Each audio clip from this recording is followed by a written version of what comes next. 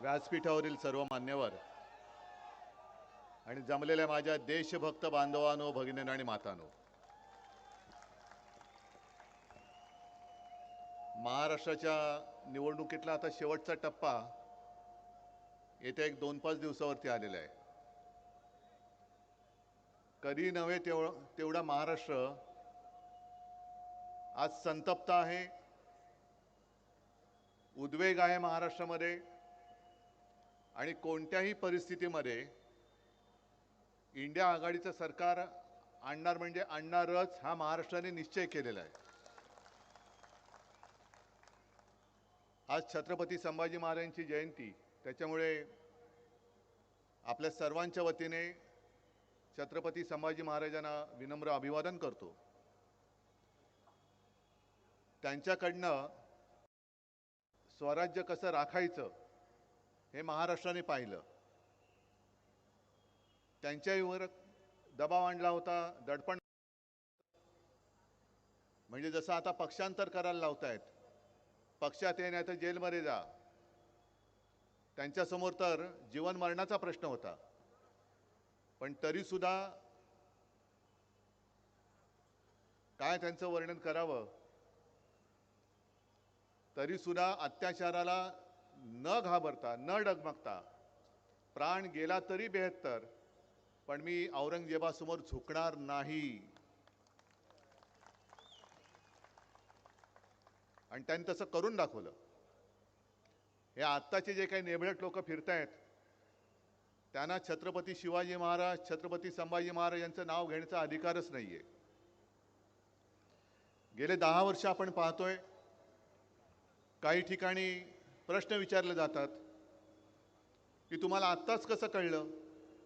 10 वर्ष तुम्ही त्यांच्याबरोबर होतात, पण त्या 10 वर्षातले गेली 5 वर्ष आम्ही नव्हतो. 10 वर्षामध्ये कोणी कोणाच्या पाठीत वार केला हे तुम्ही सगळ्यांनी बघितलेले आहात. आणि आम्हाला तेव्हा एक अशी आशा होती, शिवसेनेला आशा होती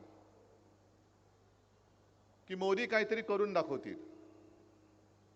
आणि मग एक एक त्यांच्या, जसं आपले उपमुख्यमंत्री म्हणतायत, किती इंजिन लागतात त्यांची, डबल इंजिन, ट्रिपल इंजिन, नुसती इंजिना बघून इंजिन लागतायत, डबे जोडतायत, डबे कमी पडतायत, पण इंजिन पुढेच सरकत नाही. 10 वर्ष नुसतं थापा टाकते, थापांच्या, म्हणजे वाफेचं इंजिन होतं तसं यांचं थापांचं इंजिन आहे. तुम्ही किती डबे लावा, किती इंजिन लावा, आता देशातल्या जनतेने ठरवलं की दिल्लीतलं मुख्य इंजिनच बदलून टाकायचंय.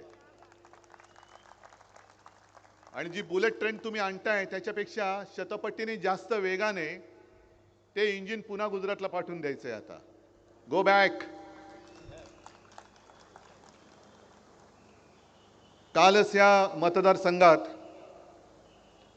म्हणजे मला काय काय वेळेला दया येते, कीव येते की किती वेळा बोलायचं या लोकांना, तरी सुधरतच नाही.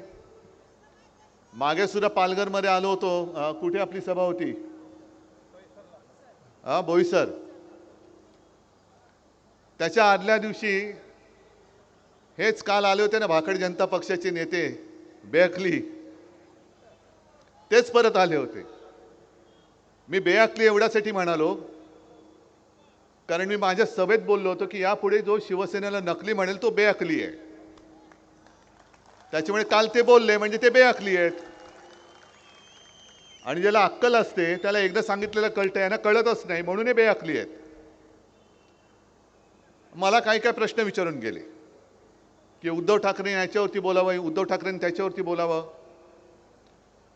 मी अमित शहाना सांगतोय, जे बोईसरच्या सभेत बोललो होतो तेच परत सांगतोय की तुम्हाला जरा जरी अक्कल असेल तर माझ्याबरोबर व्यासपीठावरती या आणि कुठे म्हणाल तिकडे तुमच्याबरोबर मी चर्चा करायला तयार आहे. तुम्ही वाटेल ते प्रश्न विचारा, मी बोलायला तयार आहे, पण मी जे प्रश्न विचारेन त्याच्यावरती तुम्ही बोला.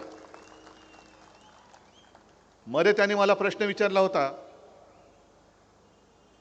की उद्धव ठाकरे राम मंदिरात गेले नाही, त्यांनी प्रभू श्रीरामाचा अपमान केला.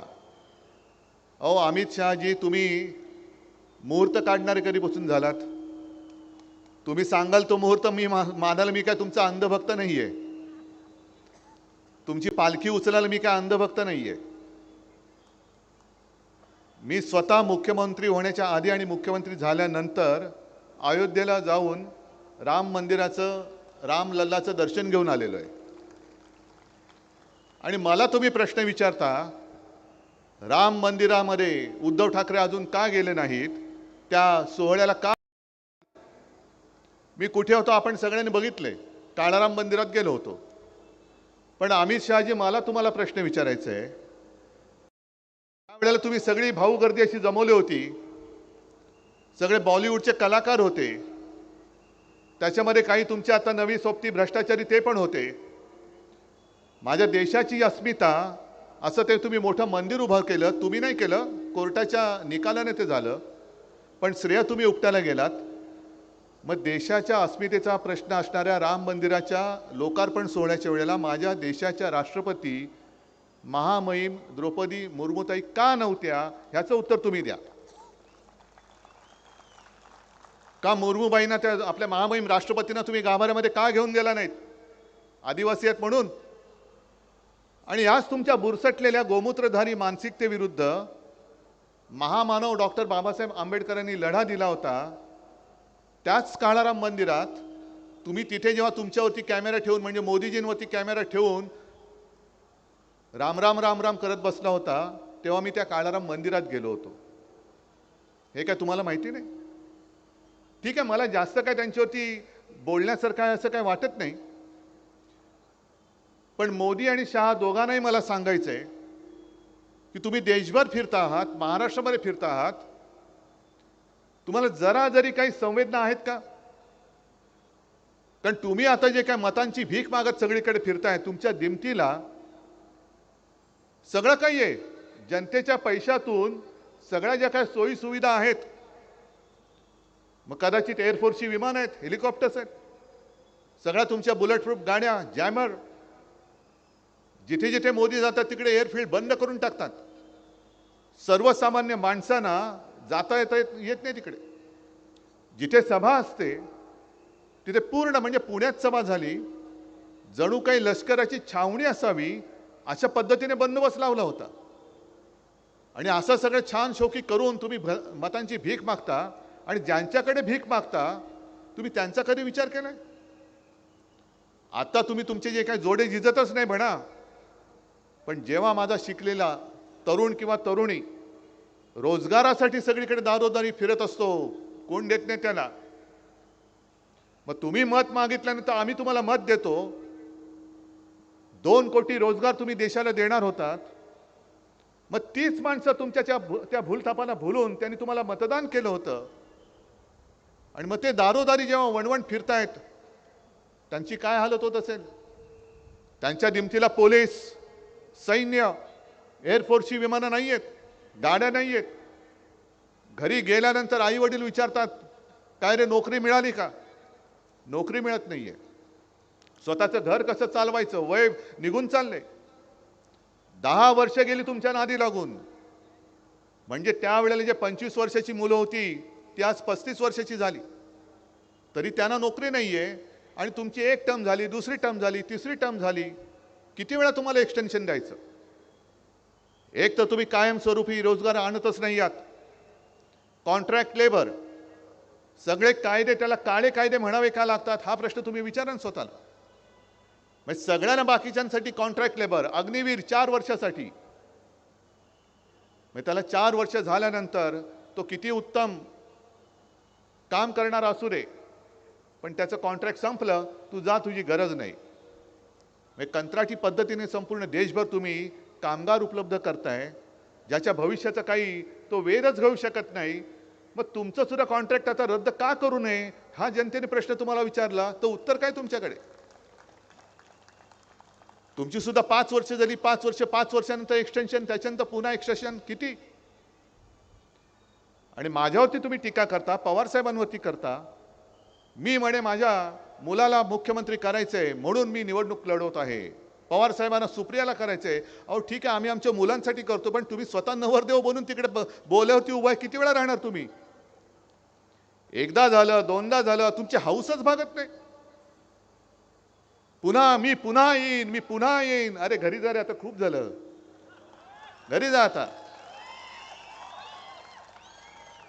म्हणजे स्वतःसाठी लढतायत, त्यांना लाज नाही वाटत.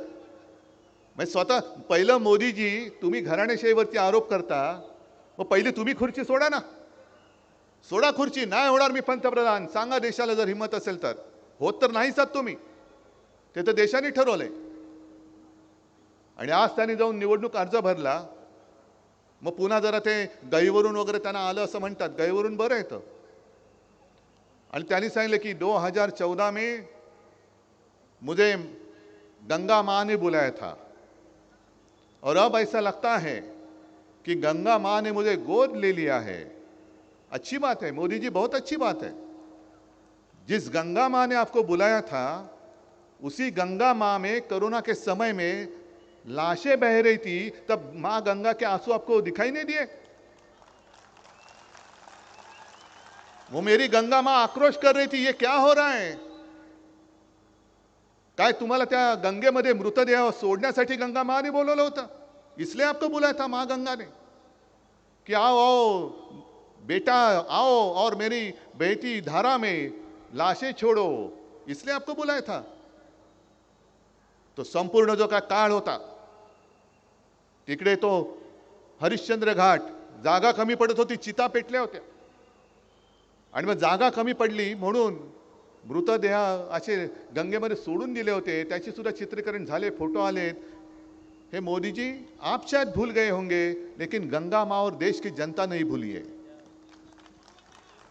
किस लिए आप जा रहे हैं वहां पे, और गंगा माँ आपको क्यों गोद ले? क्या गंगा माँ क्या अपने सुपुत्र हो, तो ऐसा कौन सा काम आपने किया है? काय तुम्ही गंगेसाठी केलं काय? पण गंगेचा तुम्ही अपमान केलात. तिकडे गुजरातमध्ये सुद्धा जागा पुरत नव्हती म्हणून मैदानामध्ये सार्वजनिक चिता पेटल्या होत्या. आणि तुम्ही आमच्यावरती आरोप करता. कोरोना काळात भ्रष्टाचार केला. अमित शहाने आमच्यावरती आरोप करायचा, घराणेशाहीचा करायचा. ज्यांचा मुलगा त्याला काय क्रिकेटमधलं काय कळत नाही, तो जय शाह त्या क्रिकेट कंट्रोल बोर्डाचा अध्यक्ष. भ्रष्टाचाराचा आरोप कोणी कोणावर करायचा?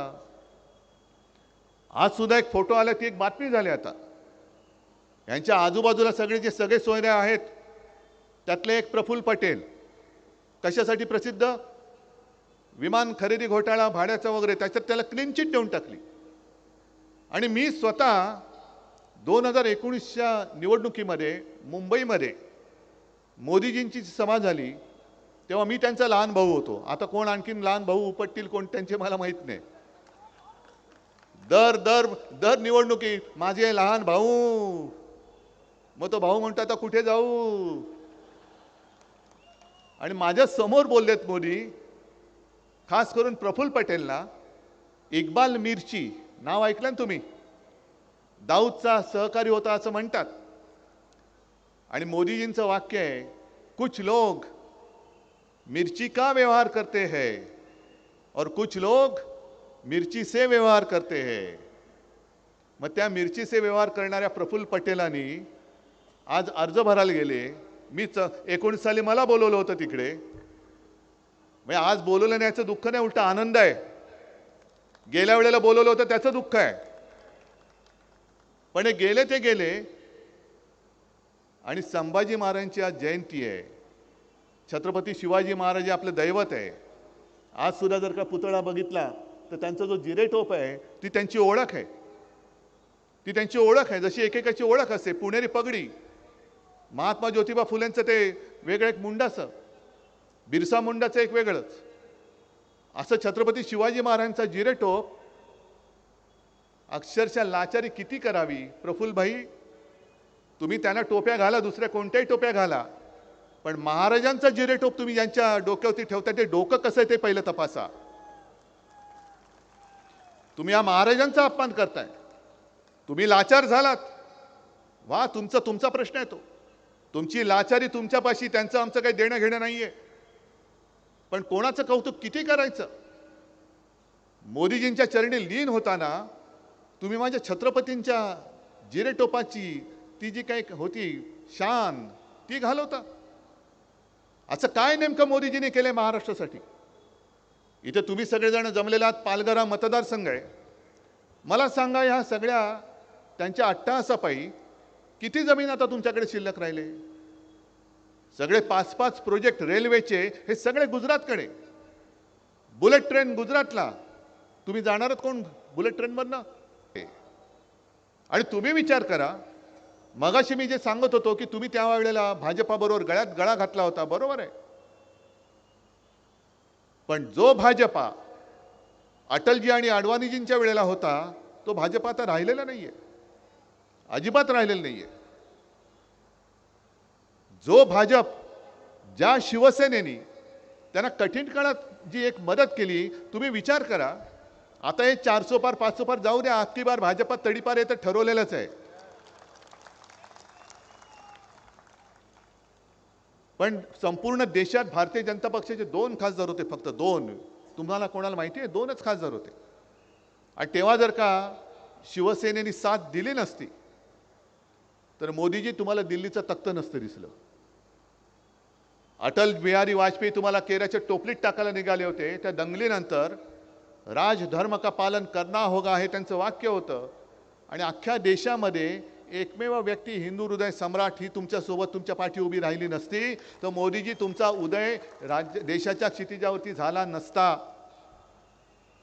मग 14 साली तुम्ही माझी सही घेतलीत पंतप्रधान व्हायला, 19 साली घेतलीत. आणि 19 साली तुम्ही पंतप्रधान झाल्यानंतर तुम्ही शिवसेनेचा विश्वासघात केला, उद्धव ठाकरेचा विश्वासघात केला. बरं, घरी येऊन तुम्ही गेलात. ज्या शिवसेना प्रमुखांच्या पुत्राने तुमच्या पंतप्रधान पदाच्या पाठिंब्याच्या पत्रावरती सही केली, मला खरोखर लाज वाटते की एवढी माणसं निर्ढावलेली कशी असू शकतात. ते आज मला बालासाहेब की नकली संतान म्हणतात. नकली संतान म्हणजे हा एवढा खालच्या पातळीवरती विचार करणारा माणूस, त्याच्या हातात आपण देश म्हणजे आपल्या देशाचं भवितव्य म्हणजे तुमचं आणि तुमच्या पुढच्या पिढ्यांचं आयुष्य द्यायचं. जो हिंदू हृदय सम्राटाच्या मुलाला नकली म्हणतो, उद्या तुम्हाला नकली बोलेल. एक तर यांचं मानसिक संतुलन नक्की बिघडलं असावं, किंवा भारतीय जनता पक्षाने त्यांच्यावरती एवढा दबाव टाकला असेल, कारण त्यांच्याकडे दुसरा चेहरा नाहीये. इंडिया आघाडीला जे विचारतात की तुमच्याकडे चेहरा कोण, आमच्याकडे आहे तो चेहरा, तुम्ही काळजी करू नका. पण प्रश्न भाजपाला पडलाय की हा चेहरा चालत नाही, मोदींचं नाणं चालत नाही, आता दुसरा आणायचं कुठून आयत्या वेळेला. आणि अरविंद केजरीवाल जे बोललेत, तो एक विचार करण्याची गोष्ट आहे. कारण मोदींनीच सांगितलं की 75व्या वर्षी निवृत्त झालं पाहिजे. मोदीजी, तुम्ही या वर्षीच निवृत्त होत आहे, या वर्षीच, आत्ता या 4 जूनला. मग अमित शहा म्हणाले नाही नाही नाही नाही तसं नाही. मोदीच म्हणजे ते म्हणाले काय की केजरीवालला धन्यवाद दिले पाहिजे की म्हणजे मोदी पंतप्रधान होतील. मोदी पंतप्रधान होतील असं नाही ते बोलले, की जर झाले तर 2 वर्षांनी ते निवृत्त होतील आणि हे कालचे बेअखली तिकडे पंतप्रधान पदावर बसतील. आणि म्हणून अमित शहा मेहनत करतात की काय? म्हणून अमित शहा मेहनत करताय. मग अमित शहा जे बोलले की 75 वय हे मोदींसाठी नाहीच आहे, म्हणजे मोदी खोटं बोलतायत. मग निवृत्ती कोणाला? फक्त अडवाणींसाठी, मुरली मनोहर जोशींसाठी. जे सगळे सुसंस्कृत चेहरे होते भाजपातले, त्यांना तुम्ही 75व्या वर्षी निवृत्त करणार आणि मोदींसाठी निवृत्तीचं वय ठरलेलं नाही. म्हणजे स्वतःच्या पक्षात खोटं बोलतायत, देशाशी खोटं बोलतायत आणि पुन्हा मतं मागतायत. मी शिवसेनेचा जो वचननामा दिलेला आहे तो तुमच्यापर्यंत पोहोचला असेल. मी त्याच्यामध्ये भरमसाठ वचनं नाही दिलीत, मी एक 4-5च वचनं दिलेली आहेत. एक पहिलं वचन जे मी शपथ घेऊन तुम्हाला सांगतो की आपलं इंडिया आघाडीचं सरकार आल्यानंतर जे आपल्या महाराष्ट्राचं म्हणजे तुमचं हक्काचं, तुमची रोजीरोटी, जे वैभव मोदी आणि शहानी लुटून गुजरातला नेले, ते मी पुन्हा महाराष्ट्रात आणून दाखवल्याशिवाय राहणार नाही. बघतो कोण आडवा येतो. आमचा गुजरातबद्दल आकस नाही, मी प्रत्येक सभेत सांगतोय. जे गुजरातच्या हक्काचं असेल ते जरूर आम्ही देऊ. आम्ही इंडिया आघाडीचं सरकार सुद्धा गुजरातला देऊ. पण गुजरातला देताना तुम्ही माझ्या महाराष्ट्राचा हक्काचा घास, तोंडातला घास काढून जर देणार असाल तर तुमच्या महायुतीचा मत मागणारा हात आम्ही आजच निवडणुकीत कापल्याशिवाय राहणार नाही. काय गुन्हा काय केलाय महाराष्ट्राने तुमचा? महाराष्ट्राने 2 वेळेला 40 पेक्षा जास्त खासदार मोदीजी तुम्हाला निवडून दिले. महाराष्ट्राने भरभरून आशीर्वाद तुम्हाला दिले आणि आशीर्वाद दिले त्याचा तुम्ही असं पांग फेडता. म्हणजे जो तुम्हाला साथ देतो त्याचा तुम्ही घात करता आणि पुन्हा निर्लज्जपणाने हे मतं मागायला येतात. आता उद्या परवाकडे मुंबईमध्ये रोड शो करणार आहेत. म्हणजे महाराष्ट्राने मोदीजी तुम्हाला आत्ताच रस्त्यावरती आणलेलं आहे.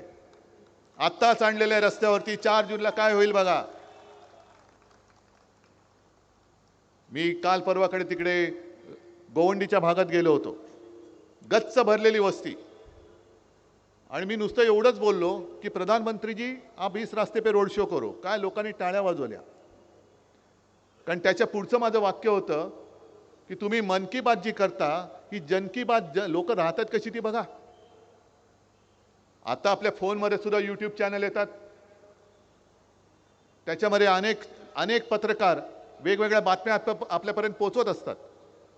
आणि एक त्यांची जी योजना आहे प्रधानमंत्री आवास योजना, त्या योजनेचं बिंग त्यांनी फोडलेलं आहे.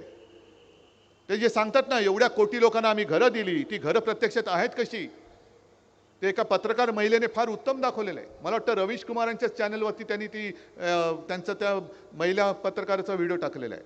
बघा, जरूर बघा. म्हणजे घरं बांधलेत, कोणवाडे बांधलेले आहेत, बाहेरनं सगळं प्लास्टर वगैरे केले, आतमध्ये विटाच विटा आहेत नुसत्या, खिडकीच नाहीये. अनेक घरामध्ये पाणी नाहीये, वीज नाहीये. मग त्या घरातली लोक कसं बसं तरी एक सोफा किंवा पलंग आडवा टाकून एक दाराची फट उघडी ठेवतात काहीतरी हवा येण्यासाठी. आणि बाहेर मात्र चकचकीत लिहिलेलं आहे प्रधानमंत्री आवास योजना. आत गेल्यानंतर कळतं काय भकास, सगळं प्रधानमंत्री भकास योजना. अशीच एक महिला, तिचा पण वेध एका महिला पत्रकाराने घेतला. तिचा तर पेपरमध्ये फोटो छापून आला, लक्ष्मीबाई तिचं नाव असेल, आणि मोठा फोटो छापून आला जाहिरातीत की लक्ष्मीबाईला तिचं हक्काचं घर मिळालं आणि तिच्यासारख्या 25 लाख कुटुंबांना हक्काचं घर मिळालं. मग त्या महिलेने शोध घेतला, ते लक्ष्मीबाईला गाठलं आणि मग त्या बाईच्या घरात जाऊन विचारलं की लक्ष्मीबाई जी ये आपका घर है? हाँ मेरा घर है. तो ये प्रधानमंत्री आवास योजना में मिला है? तो बोले नहीं, ये तो मेरा किराए का घर है, 500 रुपया किराया देना पड़ता है. तो फिर ये फोटो, ये पता नहीं कब लिया फोटो. मुझे आज किसी ने लोगों ने कहा कि आपकी फोटो आई है पेपर में, कब लिया फोटो पता नहीं. हे कुठून तरी फोटो काढून चिकटून देतात आणि आपल्याला असं वाटतं की अरे साधी गरीब बाई ही कशाला खोटं बोलेल. तसंच आणखीन एका बाईच्या घरी गेले. ते मोदीजी स्वतःच बोलतायत, कैसे हो बहन जी? हाँ ठीक हूँ. आपको घर मिला? हाँ घर मिला. मग गॅस मिळाला? हो मिळाला. कधी मिळाला? ते बोले काल मिळाला. मग आज पंतप्रधान येणार म्हणून आज त्यांना गॅस सिलेंडर दिला. मग प्रधानमंत्री जरा चक्रावले. मग त्यांनी काय सांगितलं की आजपर्यंत आम्ही 10 कोटी लोकांना गॅसची जोडणी करून दिलेली आहे, तुमचा नंबर 10 कोटीवा आला. काय 10 कोटीवा नंबर तुमचा आला. मग ती बाई पण बोलत माझ्या आधी 10 कोटी लोकांनी दिले आणि मी 10 कोटी, केवढा नशीबवान आहे मी. ही सगळी बनवाबनवी, सगळी फसवाफसवी. जीएसटी मध्ये किती लोक खुश आहेत? व्यापारी कोण आलेत? तुम्ही जा विचारा, दुकानदारांना विचारा, छोटे व्यापारी आहेत त्यांना विचारा. जीएसटी तुम्हाला सुलभपणाने हप्ते भरता येतात म्हणजे तुमचा कर की जाच आहे त्यांना विचारा. आणि मी त्यांना वचन देतोय, आपलं इंडिया आघाडीचं सरकार आल्यानंतर हा जो कर दहशतवाद आहे तो आम्ही संपवून दाखवल्याशिवाय तुम्हाला राहणार नाही. आम्ही संपवतो हा कर दहशतवाद. ही सगळी जी माणसं आहेत, अरे तुम्ही यांच्या आयुष्यातला आनंद हिरावून घेतलाय. जणू काही सगळे चोर आहेत. तुम्ही नोटबंदी केली होती आणि काय सांगितलं होतं की देशातला काळा पैसा आम्ही नष्ट करणार. आणि 4 दिवसापूर्वी सांगितलं, राहुलजींवरती त्याने आरोप केला. आश्चर्य म्हणजे अदानी अंबानीवरती त्याने आरोप केला. म्हणजे पुन्हा तेच, जे देतील साथ त्यांचा करीन मी घात. अदानी अंबानी से टेम्पो भर भर के कितना माल उठाया आपने बोलो. अहो मोदीजी, नोटबंदी करून किती वर्ष झाली? तुम्ही 100 दिवस मागितले होते, त्या 100 दिवसाचे जवळपास 3000 दिवस झाले. मग नोटबंदी करूनही काळा पैसा टेम्पो भरभरून जात असेल तर तुमची नोटबंदी फसल्याचं ही तुम्ही कबुली नाही का दिली? हे तुमचं अपयश आहे. आणि त्या नोटबंदीमध्ये जे अनेक जण रांगेमध्ये मेले, ज्यांना त्रास झाला, त्याचं पाप कोणाकडे? आणि हे केवळ मी नाही बोलत, तर सर्वोच्च न्यायालयाच्या त्या महिला न्यायमूर्ती आहेत नागरत्ना, त्यांनी उघड उघड सांगितलंय की नोटबंदी हा काळा पैसा पांढरा करण्याचा एक मार्ग होता. मग त्या न्यायमूर्तीबाई बोलल्यात, मोदीजी त्यांना उत्तर तुम्ही देताय? अमित शहाजी, मी नाही सांगत, त्या न्यायमूर्ती बोलतायत, द्या त्यांना उत्तर. तुम्ही आमचा घोटाळा काढताय ना, कोरोना काळातला. काय आम्ही घोटाळा केलाय? पण त्याच कोरोना काळामध्ये तुम्ही तो पीएम केअर फंड काढलात आणि लाखो कोटी रुपये जमवले. त्याचा हिशोब द्या पहिला. म्हणजे स्वतःचं ठेवायचं झाकून आणि दुसरीकडे उगाच पाहायचं वाकून. काय अधिकार आहे तुम्हाला? एक तर तुम्ही गंगेमध्ये प्रेत सोडलीत, पीएम केअर फंडाच्या नावाने लाखो कोटी रुपये जमवलेत, त्याची चौकशी नाही करायची, तो चौकशीच्या कक्षेच्या बाहेर आहे. मग त्या पीएम केअर फंडाचा नेमका बाप कोण आहे? पीएमचा अर्थ काय? आणि प्रधानमंत्री त्याचे जर का अध्यक्ष किंवा त्यांच्या हातात तो नसेल तर 5 जून नंतर त्या फंडाचं होणार काय? तो कोणाच्या हातात जाणार? या सगळ्या थापा आपण नुसतं ऐकत ऐकत ऐकत ऐकत सहन करत चाललेलो आहोत. आणि आता तर कहर झाला. डॉक्टर बाबासाहेब आंबेडकरांनी लिहिलेलं संविधान ते बदलायला निघालेत. आणि हे माझ्या मनातलं स्वप्न नाहीये. भारतीय जनता पक्षाचेच माजी आमदार, माजी खासदार, काही आत्ताचे आमदार, काही माजी मंत्री, कर्नाटकातले ते हेगडे, राजस्थानमधले त्यांचे कोणतरी, ते बोलतायत आम्हाला संविधान बदलायचे म्हणून 400 पार पाहिजे. का बदलायचे संविधान? काय असं त्याच्यामध्ये काय चूक आहे? हा तुमच्या मनातला जो आकस आहे तो संविधानाबद्दल काय? कारण पुन्हा महाराष्ट्राबद्दलचा जो आकस, द्वेष, हाच त्याच्यामध्ये दिसतोय. डॉक्टर बाबासाहेब आंबेडकर महामानव हे आपल्या महाराष्ट्राचे सुपुत्र, एक साध्या दलित आणि गरीब कुटुंबात जन्मलेला माणूस. आणि असं मी ऐकलंय, असं वाचलंय की ते जेव्हा परदेशात जाऊन शिकून आले परत, तेव्हा कोल्हापूरच्या शाहू महाराजांनी त्यांचं स्वागत केलं, मोठी मिरवणूक काढली. आणि तिकडे जे सगळे दलित बांधव होते त्यांना सांगितलं की आजचा हा तुमचा नेता उद्या देशाचा नेता झाल्याशिवाय राहणार नाही. हे छत्रपती शाहू महाराज बोलले होते. एवढा त्याला दिलदारी लागते, एक मनाचं मोठेपण लागतं की दुसऱ्याचं मोठेपण मान्य करणं, एवढी दिलदारी लागते. पण हे बुरसटलेले गोमूत्रधारी जे मी बोलतोय ते एवढ्यासाठी बोलतोय की ही मानसिकता आहे, ही व्यक्ती नाही, ही मानसिकता आहे. आणि ह्या बुरसटलेल्या गोमूत्रधाऱ्यांनीच आपल्या संत तुकारामांच्या गाथा या बुडवल्या होत्या. आणि तीच बुरसटलेली गोमूत्रधारी मानसिकता हे एका दलित कुटुंबात जन्मलेल्या महामानव डॉक्टर बाबासाहेब आंबेडकरांनी लिहिलेलं संविधान हे आता बुडवायला निघालेलं आहे. आणि बघत बसायचं आदिवासींचे काय हक्क राहतील, दलितांचे काय हक्क राहतील. बरं, आजपर्यंत तुम्ही जी काय कामं केली 10 वर्षाची आणि पुढे काय करणार आहात? अहो, रोज पेपरमध्ये मी बघतोय, मला कळतच नाही ही जाहिरात 2024ची आहे की 2014ची आहे. आम्ही रोजगार देणार, आम्ही गॅस कनेक्शन देणार, आम्ही घरं देणार. अहो 10 वर्ष तेच बघतोय. देणार कधी? मग 14 साली सांगितलं की 22 पर्यंत, 22 साली म्हणतात 24 मध्ये सांगतात 2047.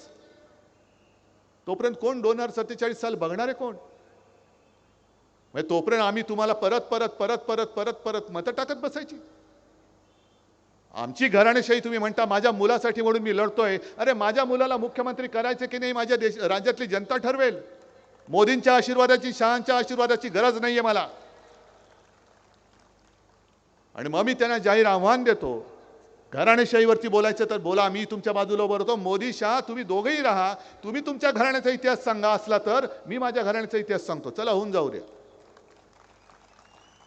मी माझ्या 7 पिढ्या आधीच्या सांगतो, तुम्ही तुमच्या 7 पिढ्यांचं कर्तृत्व सांगा. काय तुमचं कर्तृत्व काय? कारण नुसतं कर्तृत्व म्हणून नाही, तर घराण्याचा एक वारसा असतो, घराण्याची एक संस्कृती असते, घराण्याचे संस्कार असतात जे माझ्यावर आहेत. आणि मोदीजी, शहाजी, दुर्दैवाने मला आज बोलावं लागते की ज्या भाषेत तुम्ही बोलताय ही तुमची कुठली तरी तुमच्या राहत्या त्या घराच्या सोसायटीची निवडणूक नाही, ही देशाची निवडणूक आहे. संपूर्ण जग बघतंय, जग. देशाचा पंतप्रधान कोणत्या भाषेत बोलतायत, देशाचे गृहमंत्री कोणत्या भाषेत बोलतायत. तुम्ही माझ्या हिंदुत्वाची बदनामी करताय, तुम्ही माझ्या देशाची बदनामी करताय. अरे उद्धव ठाकरेला संपवायचं आहे तर तुम्ही पक्ष काढला, चिन्ह काढलं, तरी देखील उद्धव ठाकरेबद्दल तुम्हाला रोज का बोलावं लागतंय.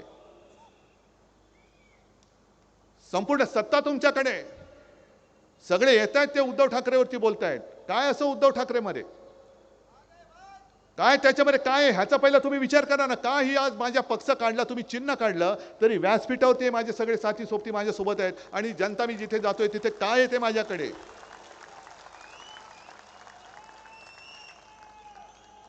आणि तुमच्याकडे सगळं काही आहे, पंतप्रधान पद, गृहमंत्री पद, सगळा लवाजमा आहे.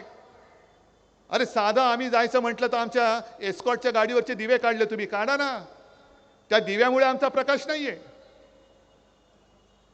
तुम्हाला सत्तेचा दिवा, कारण तुमचा प्रकाश नाहीये म्हणून तुमच्या गाडीवरती दिवा लागतो. प्रधानमंत्र्यांच्या ताफ्यामधल्या दिवे काढत, प्रधानमंत्र्यांचं विमान इकडनं तिकडनं जाताना आता उद्या येणार आहेत का परवा येणार आहेत, बघा मुंबईचा एअरपोर्ट बंद करतात की नाही. ही सगळी मस्ती तुम्ही करताय. प्रधान सेवक जर असाल तर ट्रेननी फिरा ना. सोयी सगळ्या प्रधानमंत्र्याच्या आणि ढोंग गाण्याचं सेवकाचं. म्हणजे शिवसेना प्रमुख बोलायचे की जेव्हा देशाची निवडणूक येईल तेव्हा पंतप्रधानांनी राजीनामा दिला पाहिजे, राष्ट्रपती राजवट लागू केली पाहिजे, कोणी पंतप्रधान असता कामा नये. राज्याची निवडणूक लागेल तेव्हा मुख्यमंत्र्यांनी राजीनामा दिला पाहिजे. कारण पंतप्रधान हा देशाचा असतो, पंतप्रधान हा पक्षाचा असू शकत नाही. तुम्ही पक्षाचे नेते असाल पण पक्षाचे पंतप्रधान असू शकत नाही. आणि जर पंतप्रधान एका पक्षाचा प्रचार करत असतील त्यांच्या, तर माझ्या भारतीताईच्या प्रचाराला पंतप्रधान माझ्या देशाचा का येत नाही. का आम्ही तुम्ही सांगता त्याच्यावर विश्वास ठेवायचा आणि आम्ही सांगतो त्याच्यावरती विश्वास नाही ठेवायचा, हे सांगणारे तुम्ही कोण. तुम्ही पंतप्रधान म्हणून प्रचार करू कसा शकता, याला खरं आपला आक्षेप असला पाहिजे. आणि साहजिकच आहे, ज्या वेळेला आमच्याकडे तर काहीच नाहीये, माझ्याकडे पक्ष नाही, चिन्ह नाही, सगळ्यांनी हरामखोरीपणा करून, सगळ्या शासकीय यंत्रणांचा दुरुपयोग करून हे सगळं खेचून घेतलं. तुम्ही विचार करायला उद्धव ठाकरे बोलतोय पण याला देऊ कसं शकेल, ह्याच्याकडे काही नाहीये. आणि बाजूला मोदी बोलतायत, हे तर पंतप्रधान आहेत. मग समान नागरिक कायदा नंतरचा नंतर बघू, पहिला आत्ता जो कायदा तो सगळ्यांना समान का नाही लावत. कायदा पुढे सगळे सारखे असतील तर ज्या सोयी सुविधा मला मिळत आहेत, ज्या अडचणी मला मिळत आहेत, मला येत आहेत, त्याच अडीअडचणी आणि त्याच सोयी सुविधा मोदी आणि शहांना सुद्धा तशाच मिळाल्या पाहिजेत. मोदी आणि शहांनी सुद्धा देशाचे गृहमंत्री आणि देशाचे पंतप्रधान म्हणून भाकड जनता पक्षाचा प्रचार करता कामा नये. तुम्ही देशाचे पंतप्रधान आहात, आहेत ना तुमचे अध्यक्ष वगैरे, त्यांचं करा ना नड्डा टाईट आणि फिरवा त्यांना. पण हे सगळं नासून टाकलेलं राजकारण, पक्ष फोडतायत, कुटुंब फोडतायत. बरं एवढं करून सुद्धा तुम्ही उद्धव ठाकरेला घाबरता, हे मान्य का नाही करत.